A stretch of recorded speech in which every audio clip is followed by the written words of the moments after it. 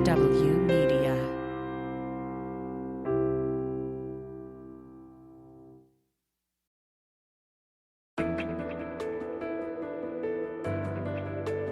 Spy Talk, a podcast at the intersection of intelligence, foreign policy, national security, and military operations with Jeff Stein and Jeanne Meserve. Hi there, I'm Jeff Stein. And I'm Jeanne Meserve. Welcome to another episode of Spy Talk. And this is what it all comes down to. This is why I'm not talking out of my ass. This is why I live in the world of logic and making logical assumptions, probable cause. It's the only thing that makes sense. But my rage is why not admit it to the American people? Talk about it bluntly. Don't lie. Don't lie like people did before the 9/11 Commission. Don't lie about meetings that never took place. That's former FBI Supervisory Special Agent Mark Rossini, who was assigned to the CIA unit tracking al-Qaeda over several months leading up to the September 11th, 2001 terror attacks on the World Trade Center towers and Pentagon. Later in the show, I'm going to talk with Rossini about a startling new batch of documents that the FBI and British authorities recently released, showing that a Saudi operative in the U.S. had a much closer relationship to the monarchy's ambassador in the U.S., as well as to two of the future hijackers than was previously known. But first, Jeanne has an important interview on a troubling development at the Marine Corps Intelligence School. Jeff, I was stunned recently by an article in Task and Purpose, an online publication that specializes in covering military news. The article discussed instances of harassment during intelligence training at the Marine Detachment at Dam Neck Naval Annex in Virginia. But what was truly shocking was that no one was held to account. The writer, Haley Britzky, Army reporter for Task and Purpose, based her story on a redacted report about instructors making graphic and degrading sexual and homophobic remarks about their trainees, often on a group chat. It was a lot of, commenting on students, on trainees and their course, sharing photos of them. In one case, they shared a Tinder profile photo of one of their trainees. And multiple of the instructors sort of jumped in with comments about her appearance, calling her, names, these women are, sluts, whores, bitches, all sorts of colorful language that they use, and just sort of demeaning these women and acknowledging that they were in their class. In the instance of the woman with the Tinder profile, they acknowledge, this person is in our class. Oh, she's in my group, one of the instructors said, and just felt very free to make sort of comments about them in the way that they were. And they didn't just make comments about women, they were homophobic as well, correct? That's right. Yeah. So in another instance, they shared a photo. It seemed from the investigation that one of their male students had a alcohol-related incident. We don't really know what happened, but an instructor went with him to the hospital. And at one point in the group chat, they shared a photo of the trainee sort of looked unconscious in a hospital bed. And they made comments like, oh, his test results came back positive that he was gay. He looks like a little bitch, things like that, making just really horrible comments about trainees in a way that obviously the trainees did not realize they were being spoken about this way, and by the people that they trusted to train them. Although in your report, you referenced the fact that they forced students to say phrases like, "It's a great day for wieners in my mouth." That's so right. It wasn't just the group chat, right? Right. There were multiple allegations about things that happened outside the group chat. So like exactly what you just mentioned with sort of these inappropriate sexual phrases that they were allegedly making students say during official training. There were allegations that instructors would drink on the job. They had alcohol on the premises, or they would come into work intoxicated. The investigator said ultimately they didn't have evidence of the alcohol-related allegations, but I don't believe they had hard evidence confirming that they made them say those phrases either. But they were mentioned in the group chat, which sort of made them, think if they're mentioning it in an internal fashion and they're talking about it in this way, So that's kind of where they left it. But so there were plenty of allegations about what was happening internally, but there were several more about what was happening in interactions with their students as well. So an investigation is launched. Who do they pick to do the investigation? They asked an active duty Marine Corps officer at MART at Dam Neck, at Marine Detachment at Dam Neck in Virginia, which is where the instructors were teaching. So do this we is someone know who, if this person actually knew the instructors? We don't. So because it was so redacted, we don't have a name, but it is likely that they were at least aware of these people. When you're working in an environment like that, it is not very unlikely that they wouldn't. And we also don't know the kind of qualifications that this person had. Do they have any qualifications with investigating, with legal issues? We know that often during command investigations like this, they don't. This is just someone the commander trusts. And they say, set aside your day-to-day activities and sort of focus on this for a little while. So while we don't know with this specifically, that was a question I asked the Marine Corps, did this person have any experience? They did not provide an answer about that. So what were the conclusions of this investigation? The conclusions essentially said that, while this, they did have evidence through these screenshots of the instructors saying about many of these things about their students. And they also said, this put, the counter and human intelligence community at significant risk. They ultimately said, at one point it was a little bit redacted, but it seemed that the investigator was saying that their comments were mischaracterized, that while they had been characterized by the person who reported them as, particularly inappropriate, we would characterize it as X, and that was redacted. They sort of officially just said, we're going to give them some more training on how to be professional. But that was essentially it. There was no punishment recommended, no punitive action recommended. And that was essentially the end of it. Even though there was apparently obstruction of evidence, correct? That's right. So in the investigation, they mention, as we interviewed some of these subjects and witnesses, they deleted the group chat in question. And so they would tell the investigator that they didn't have access to the group chat or things like that. And so even though they, mentioned that in the report, they never seemed to, it sort of was like a throwaway line. They never seemed to go deeper into that as to why that happened, if they think that's okay. The experts I spoke to, were particularly stunned by that piece, saying that was, a pretty clear example of obstruction of justice, and just a significant problem when it comes to trust, if nothing else. But they did not seem to take particular issue with that. So who took a look at this report and who signed off on it? How high up did it go? So it went immediately to the commander of Marine Detachment at Dam Neck, who is Lieutenant Colonel Harrington. He signed off and he recommended a non-judicial letter of caution, which is pretty low down as far as severity goes. It's not something that the Navy considers a punishment. It's not something that follows someone to their next assignment or their next duty station.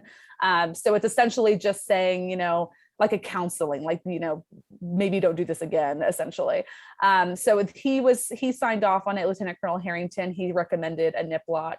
It then went up to a colonel, the commander of Marine Corps training or Marine Corps intelligence schools.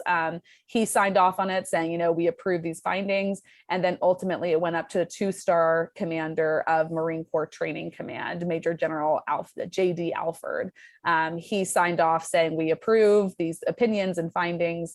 And that was that. Is this a whitewash? That is what the experts I spoke to were pretty insistent that this was, there was no real accountability here. There was no, really hard look by the Marine Corps at this kind of behavior. They were extremely disappointed in seeing this. But then speaking to Marine Corps veterans, who were in the intelligence community at one point, they were not surprised at all by this. They said this was, exactly as they would have expected it to go. They say the Marine Corps has a tendency to focus more on the person who reported the problem versus the actual problem itself. And because this community is so insular, and there's not many people in this community.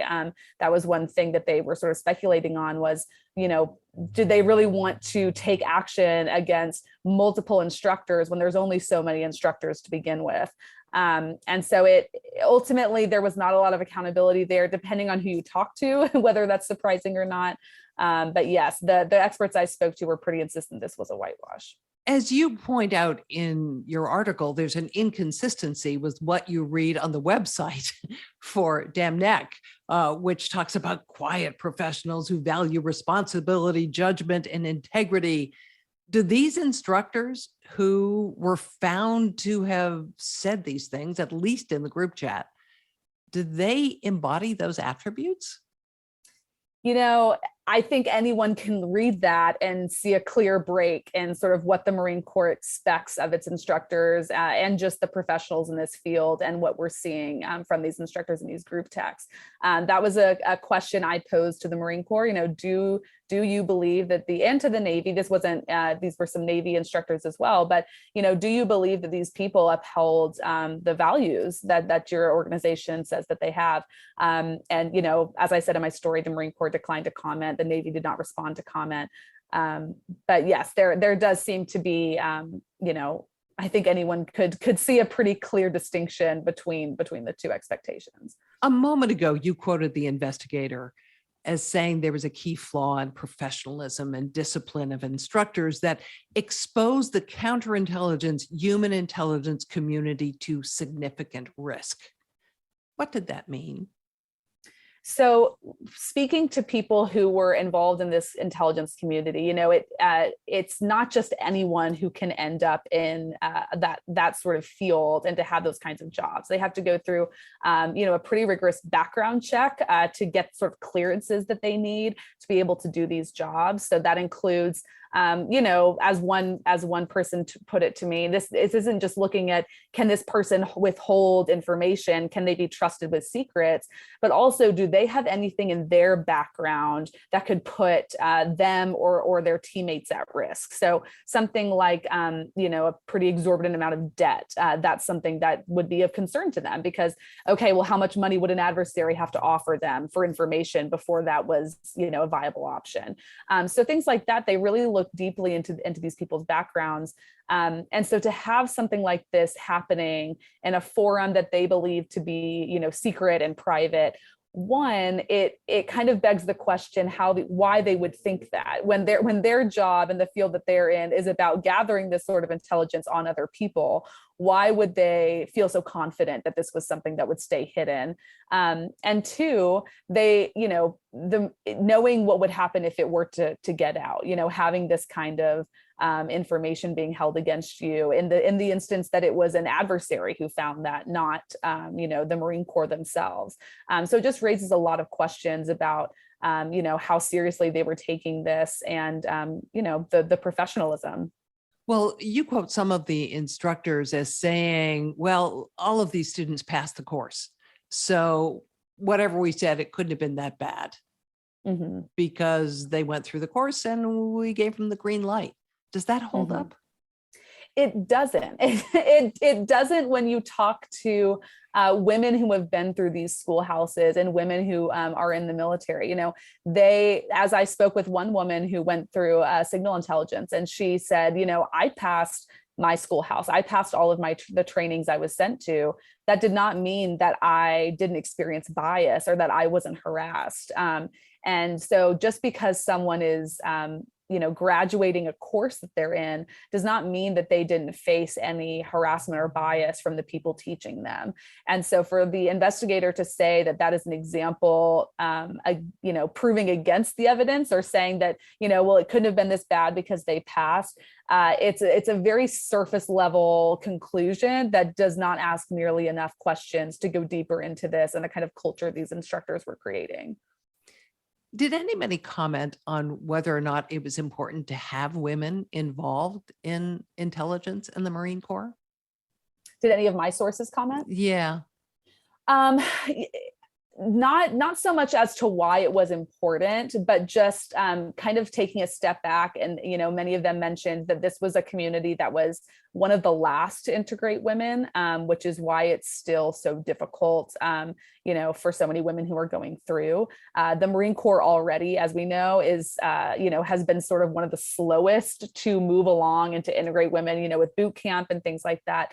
So for the intelligence community specifically, they're even further behind and have sort of been dragging their feet on this. We know that it's crucial for women to be in these roles, not only just because of how they may approach things differently. And in a field like this, you have to be thinking, sort of outside the box and staying one step ahead and things like that. But in so many cases where women are able to get into places or speak with people that, a man in that position may not be able to. And we know there are so many examples of women being critical elements of not just the intelligence teams, but the military as a whole. And so for these women who have raised their hand and said they wanted to join and they want to go into this very tough field, it is disappointing to see this kind of response from the people who are tasked with teaching them. You mentioned that this is sort of a timeline that the Marine Corps has had problems with women in their midst. Talk a little bit more about that, if you could. Mm-hmm. Right. So as I wrote in our article, it was just a few years ago that we saw the Marines United scandal coming out of the Corps, which was really one of those moments, I think, that comes along sort of rarely. Remind us what that was. Yes. So Marines United scandal was essentially the exposure of a private Facebook group of thousands of service members in which they were sharing nude photos of oftentimes their teammates, fellow Marines, without their consent, commenting on them, making pretty egregious comments about the people and the women they were seeing, even in some instances saying these people should be raped. And these were their teammates, the women who served next to them. And so that was a very public scandal. It drew congressional hearings, forced the Commandant of the Marine Corps to answer for this. It was sort of a rare moment where something in the military grabs the attention of the entire nation. That doesn't happen very often with scandals in the military. And so that was just a few years ago. And we saw, the Marine Corps and Marine leadership insisted this was never going to happen again. They seemed shocked and just disgusted by what they were seeing, saying, we are changing the culture. We are not going to allow this to happen anymore. There was an internal study that came just like a year or two after that, that looked deeper into the culture of the Marine Corps. How could this have happened? And it just found how widespread this kind of culture is within the Corps, that women just experience this on a day-to-day basis. It was so normalized for them to kind of have this experience of being harassed and demeaned by the men that they served with. And so it is disappointing to see how little this has changed, or at least how little it has changed in response to, or in regards to the response from leadership, right? Like you would hope to see some higher ranking officials in this case see something like this and say, no, this is unacceptable. Like we are cracking down on this. And that just wasn't the case in this instance. And so it is sort of, and as I said in the article, some of the veterans I spoke to, again, that was what they, were so unsurprised by saying, well, this behavior exists so deeply in the Marine Corps. This is exactly how we would expect something like this to go. It was really just a disappointment for them to see how little things had changed. Do they think it ever will change? It's a hard question. I think that they hope it does. Multiple of the people I spoke with expressed a lot of optimism and hope, with General Berger, who's the commandant now of the Marine Corps, saying that they can tell he does take it seriously. This is a situation he really, or not this situation, but sexual assault and harassment as a whole is something that he really cares about.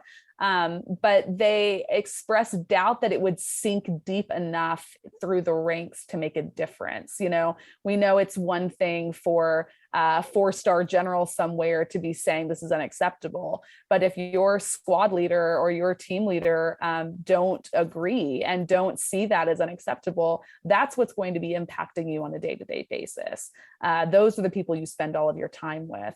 And so they, the folks I spoke with did express a lot of doubt and just disappointment, thinking that this would really change throughout the entire Marine Corps and not just at the very top.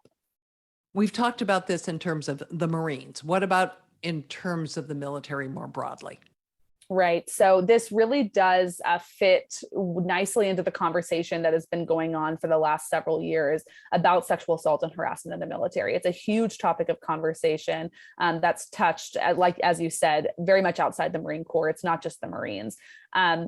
We've seen just recently, we can look at the Army and sort of the reckoning that they have had within their service since the murder of Vanessa Guillen at Fort Hood in 2020. That really forced the Army's hand to get serious about assault and harassment because it was so public and it drew so much attention, not just from Congress, and celebrities even, but just the American public in a way that, again, it rarely does the American public pay that much attention about something happening in military culture. And so the way that the Army has responded to this, yes, they sort of had their hands tied because it was so public, but they have come out with one policy change after another. They have, done internal reviews. They've done these studies. They've set up task forces. They seem to be making a very public and very loud effort to say, we are listening to this. We are paying attention to this. We're not going to let this go. The Marine Corps has not done something that public. They haven't taken that kind of stand.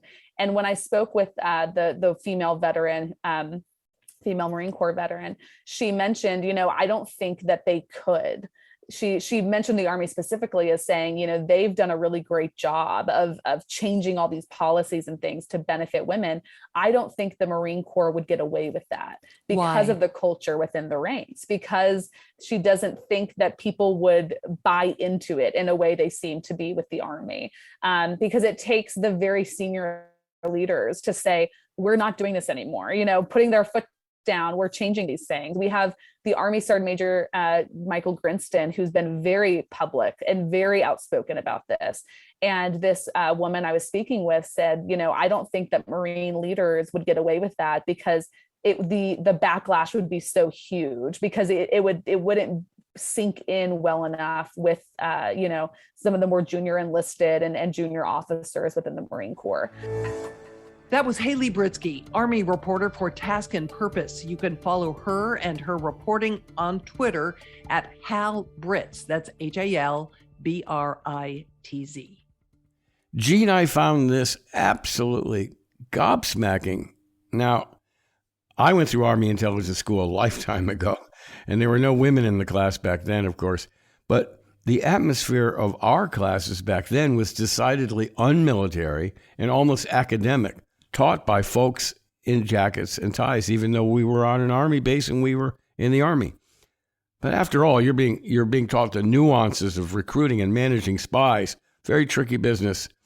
Harsh drill sergeant-like instructors would have been totally out of place, totally counterproductive, and we never heard language of anything like that. Another thing that's changed since then is the creation of the internet, of course. Though why people think that what they say there is going to stay there is absolutely beyond me. Well, it's totally out of place at an Army intelligence, at a military intelligence school. And it certainly shows that people who espouse those kind of views are totally unfit for the intelligence trade. And yet no repercussions for them. None. Yeah, well, we've seen a lot of that. Yeah. A reminder that you can subscribe to this podcast, and we'd love it if you left us a charming review. Also, there's a lot of great content on Substack. Subscribe to Spy Talk there. Follow us on Twitter. I'm at Jeanne Meserve, and Jeff is at Spy Talker. And in just a moment, Jeff is going to be back with an intriguing interview about some new information on the 9/11 attacks.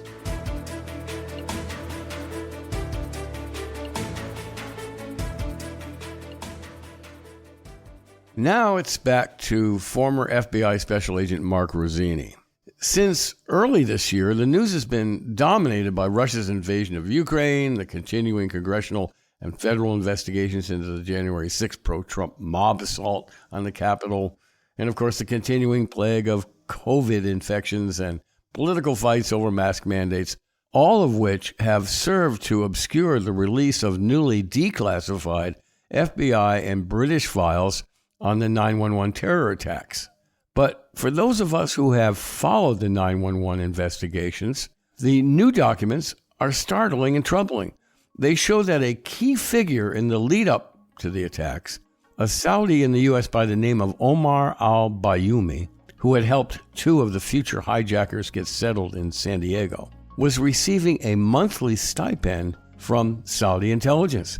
Previously, al-Bayoumi maintained he was just a student who had bumped into the two at a restaurant and volunteered to help his fellow countrymen get settled. The Saudis have always said they had no advanced knowledge of the 9/11 attackers.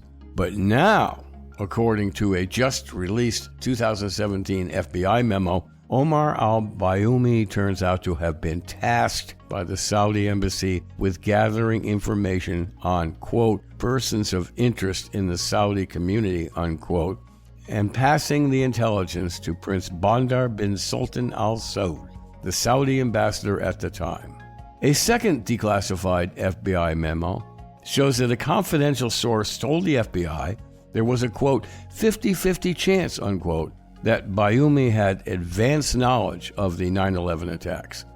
Needless to say, the documents appear to undercut the Saudi government's claims that it had no ties to the 9/11 attacks. There's more. A second bunch of documents released by the British government in late April in response to a civil lawsuit against the Saudi government by the families of 9/11 victims includes a sketch on a piece of paper that Bayoumi drew depicting a plane descending toward a target on the horizon. Beside the diagram is a formula used to calculate the distance to the target. The sketch was among papers that British authorities captured in late 2001, but that we're just learning about now. And again, it suggests that the U.S., a close partner of British intelligence, has known a lot more about Saudi relations with the 9/11 hijackers than it previously admitted, yet chosen to conceal.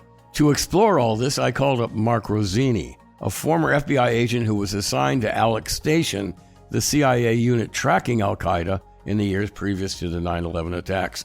Rossini has long been outspoken about the irregularities in the CIA's handling of intelligence it had about the presence of future hijackers in the U.S., and specifically why the CIA refused to share that information with the FBI.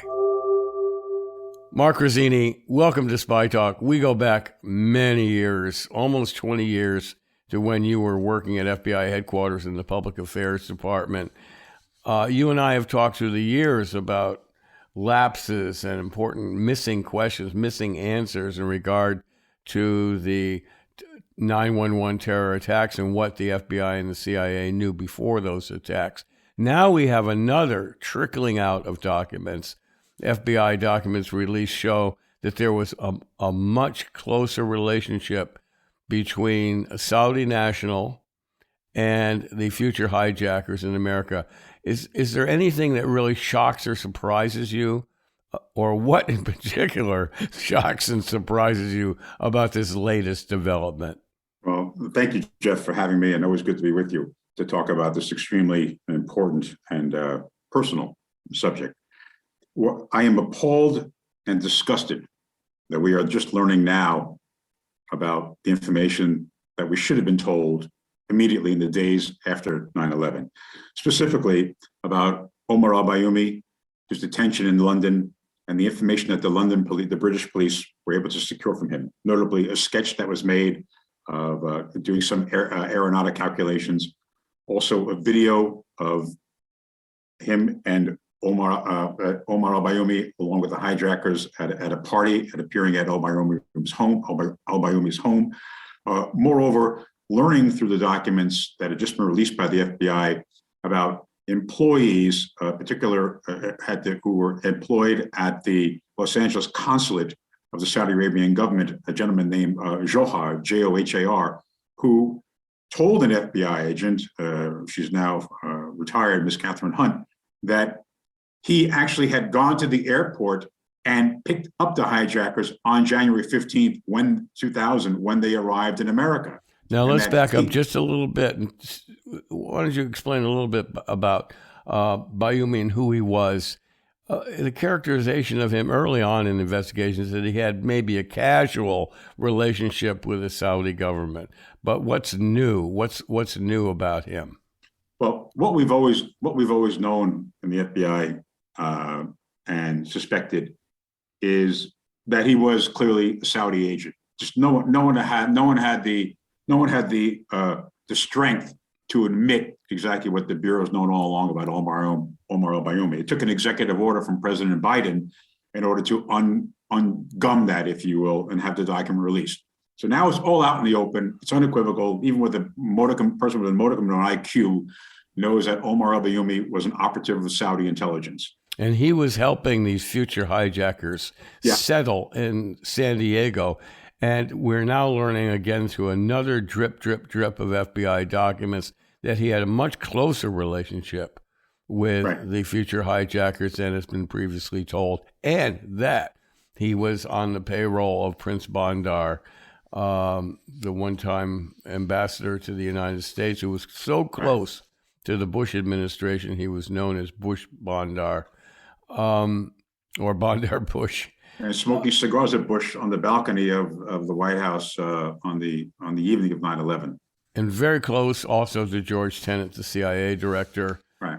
So, again, what it just seems shocking to me that we're just learning about this now. How do you account for that? You know, I account for it because it all has to do with geopolitics and economics. That as I refer to it, maybe sophomorically, as that black ooze coming out of the ground is more important than the blood of innocent victims.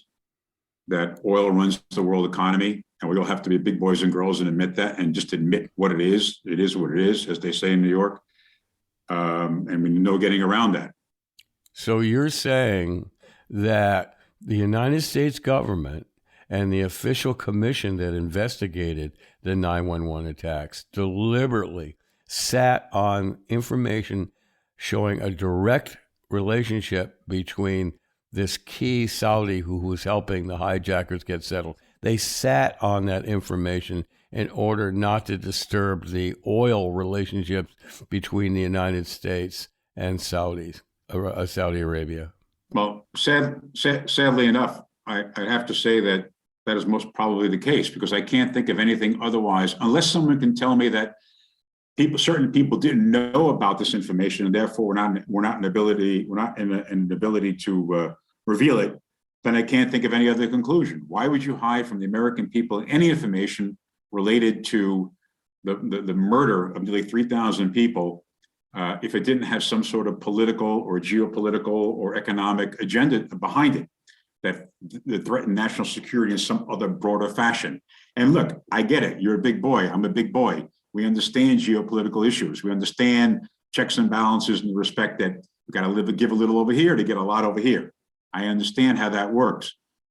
But where do we draw the line when they have blood in the proverbial sand? Is the line actually excuse me, let me rephrase that. Where do we draw the line when the line is actually colored in blood? Do we not say, fuck it? We understand that we're going to screw something up here on a geopolitical economic basis, but are we that shallow that we don't say, look, folks, this is what happened? So it's an insult to the memory of the murdered people, but not even the murdered people. We tend to forget about the people, the thousands that are still alive who are maimed physically and mentally, about their families, what they go through, and how a whole world has changed economically for the worse because of the 9/11 attacks.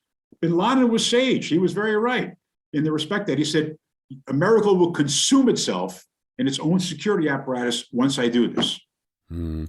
This, I must say that the 911 Commission is getting a stink on it like the Warren Commission that investigated the John F. Kennedy assassination as facts dribbled out over the years. Let's drill down a little bit on this Please, guy, go ahead. Al-Bayoumi, because Sure. he's a key figure in these new documents.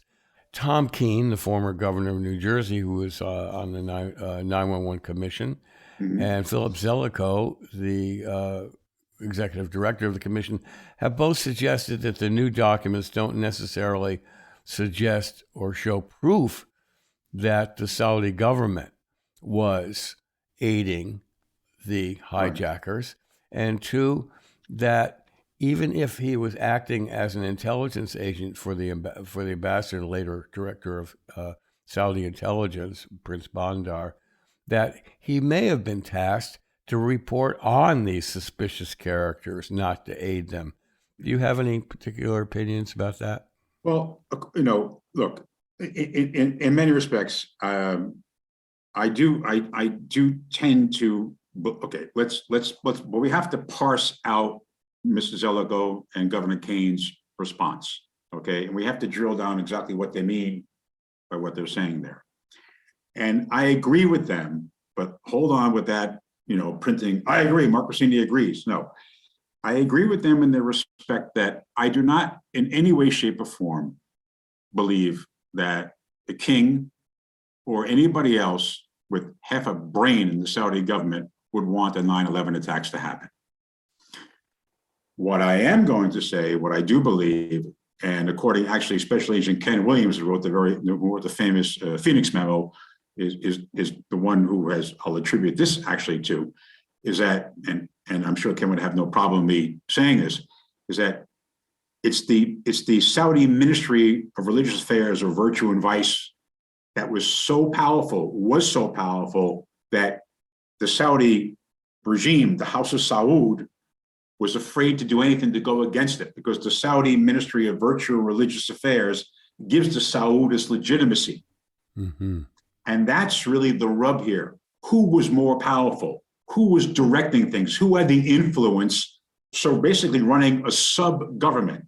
So I do agree with Governor Kane and Mr. Zelikow that no way in God's good earth would the king or Prince Bandar or anybody in that upper echelon of Western educated, money-minded people ever want 9/11 to happen.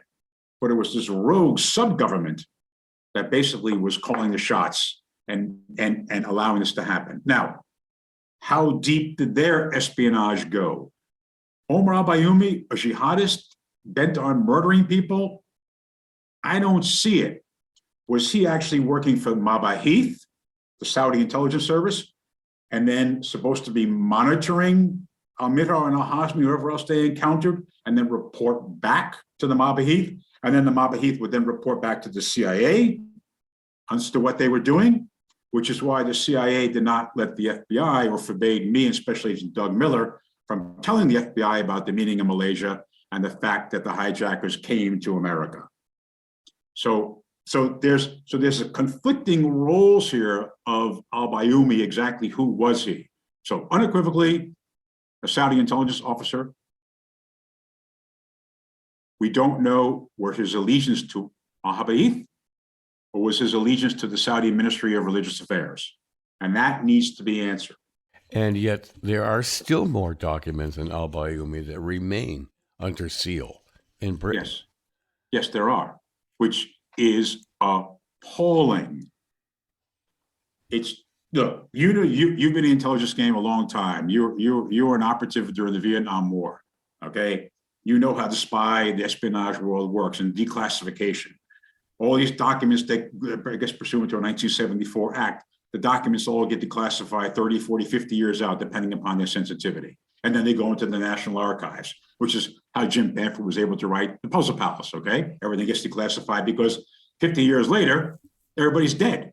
And the geopolitical issues or ramifications of the leaking, let's say, or the revelation of that actual operation can't really bother anybody because all the players are gone. I plan on living long enough for everything to be declassified, okay? That's my goal in life.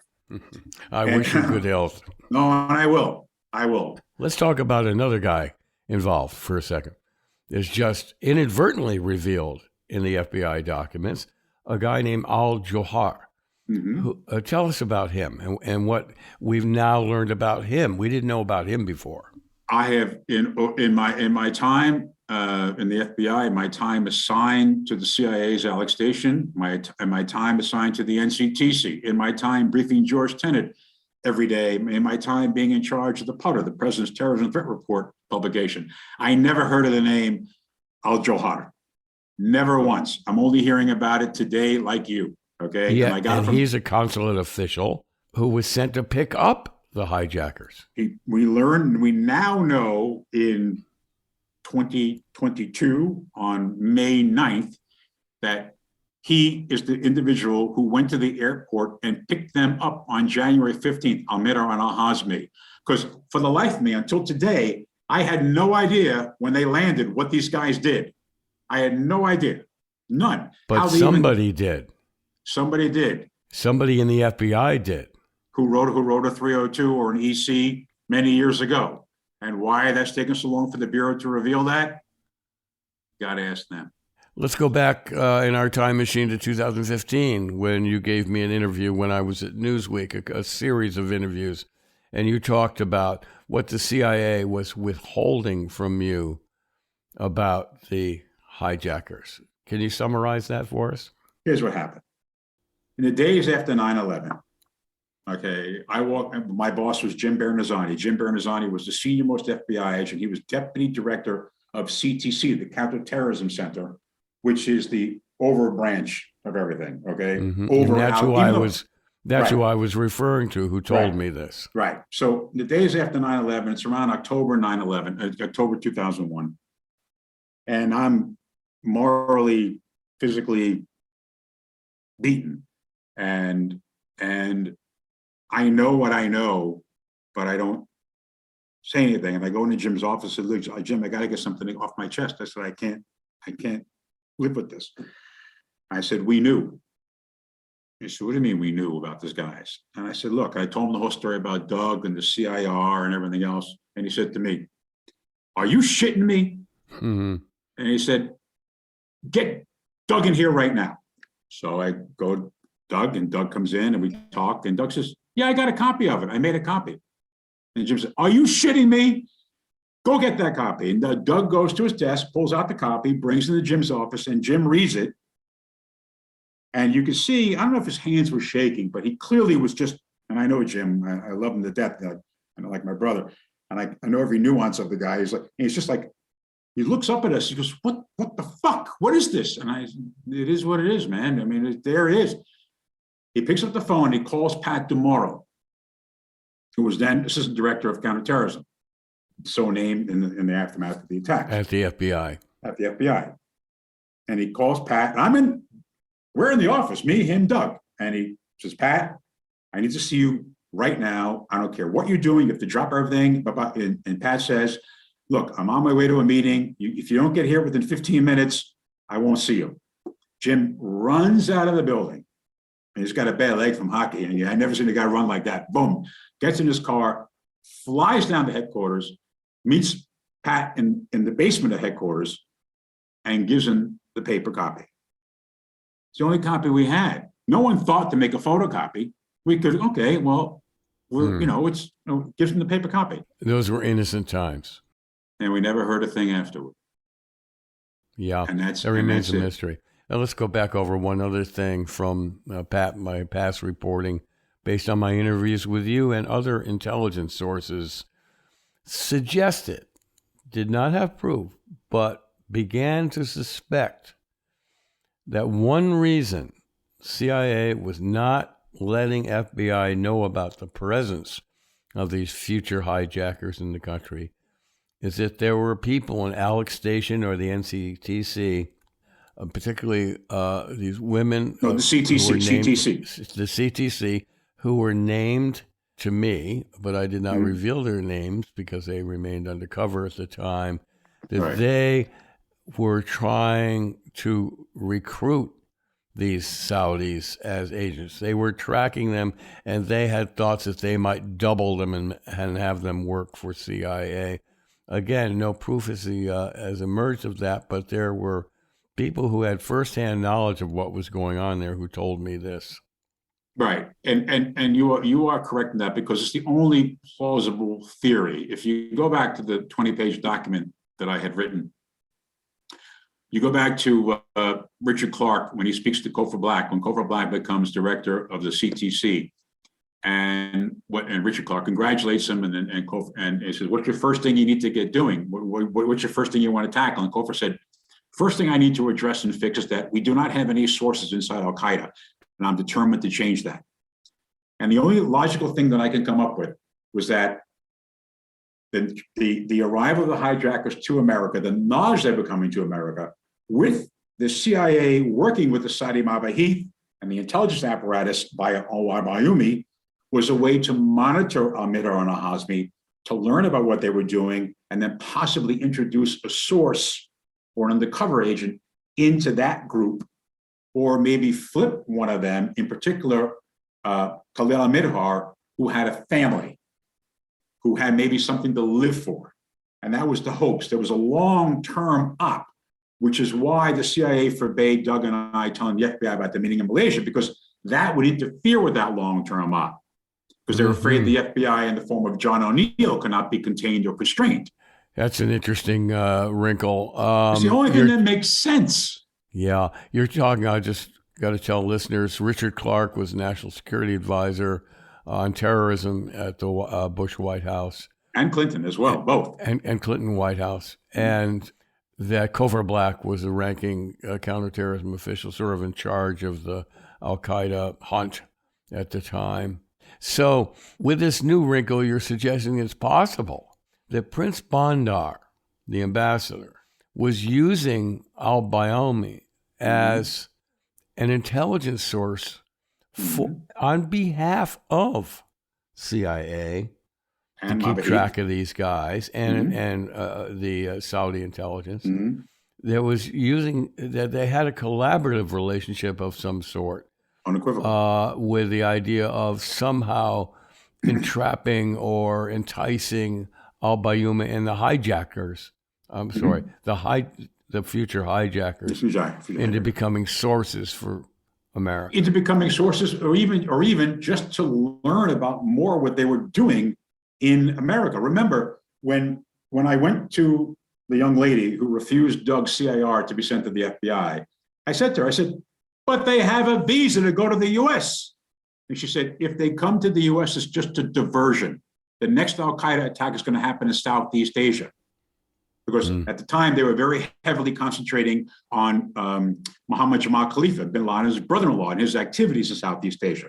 So there was an assumption that the terror summit had to do with something they were planning in Southeast Asia.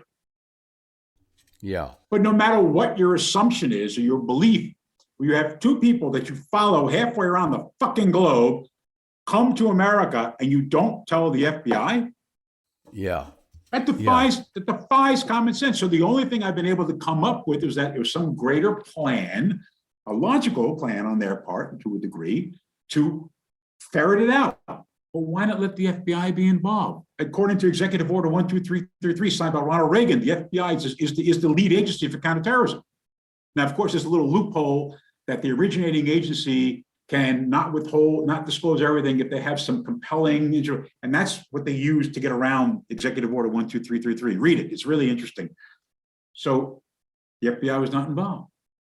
But I maintain it's because of geopolitical issues. Because the big bad FBI would have said, "Fuck you, we're going to arrest these guys, we're going to round them up." And then that would have caused the kingdom an embarrassment. Go back to my document. Go back to Fabrizio Calvi's, our dear friend, rest his soul, his interview with Bruce Riedel when he was doing the documentary, What to Tell All. Bruce Riedel, a former CIA official now at the Brookings Institute, Bruce says, "We had a tacit policy with the Saudis that if we found their wayward sons around the globe, we would gently guide them back for re-education." And this is what it all comes down to. This is why I'm not talking out of my ass. This is why I live in the world of logic and making logical assumptions, probable cause. It's the only thing that makes sense. But my rage is, why not admit it to the American people? Talk about it bluntly. Don't lie. Don't lie like people did before the 9/11 Commission. Don't lie about meetings that never took place. Don't lie that you allegedly brought the document down to the CIR, to FBI headquarters. This other person, let me clarify that. There was a person at Alex Station who lied to the 9/11 Commission and said she actually went down to FBI headquarters and spoke to someone at the FBI about the meeting in Malaysia. But she just can't remember who it was, but there's no record of her going into the building. Right. And why would you even go to FBI headquarters to talk to somebody when you won't put it in paper? Yeah. Come Well, on, man. all this kind of stuff just fuels the notion that there's some kind of deep state, fuels conspiracy theories, erodes people's trust in the American government, and well, it should. Yes, but it's just a poisonous concoction. Conspiracy theories, there's a difference between conspiracy theories and putting together circumstantial evidence. Yeah. What we're talking about here is circumstantial evidence. And remember, you do not need a body to prove a murder. We don't need Omar al-Bayoumi and the other people to finally fess up and tell the fucking truth, to put a case together for the jury to say, this is what happened, ladies and gentlemen. Use your logic. Use your common sense. Yeah. Well, that's my case. We're short on common sense. So that's going to have to wait to another day. And we can talk all about this forever. You can call me anytime. I'm sorry to say that we're going to have to leave it there, but that given the drip, drip, drip of revelations now 21 years after the 9/11 attack, we're probably going to be back talking about this again here on the Spy Talk podcast. Yes, you will, sir. Mark Rossini, thanks so much, old buddy, for joining me again. My pleasure. Thank you. Always great talking to you, no matter what the circumstances. Thanks. Bye-bye. Mark Rossini can be found on Twitter at Mark Rossini. That's Rossini. Well, all that he said is quite troubling, and God knows what else the U.S. is hiding about Saudi involvement with the 9/11 hijackers, or what the CIA was up to in regard to the operatives and the Saudis. Many more documents remain classified. Jeanne? And so much for that vaunted 9/11 report. It's getting to have a stink on it, like the Warren Commission that investigated the Kennedy assassination. Well, I'm sure you'll keep on top of that.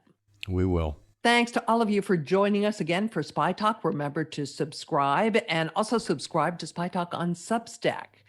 Follow us on Twitter. I'm at Jeanne Meserve. Jeff is at Spy Talker. And tune in next week for another episode. It's been great to have you with us. I'm Jeanne Meserve. And I'm Jeff Stein. Thanks for listening again this week. See you next week. For more original reporting and insights like this, subscribe to spytalk.co on Substack and follow us on Twitter at @talk_spy. If you enjoyed our podcast, subscribe and leave a review on Apple Podcasts, Spotify, or wherever you get your podcasts.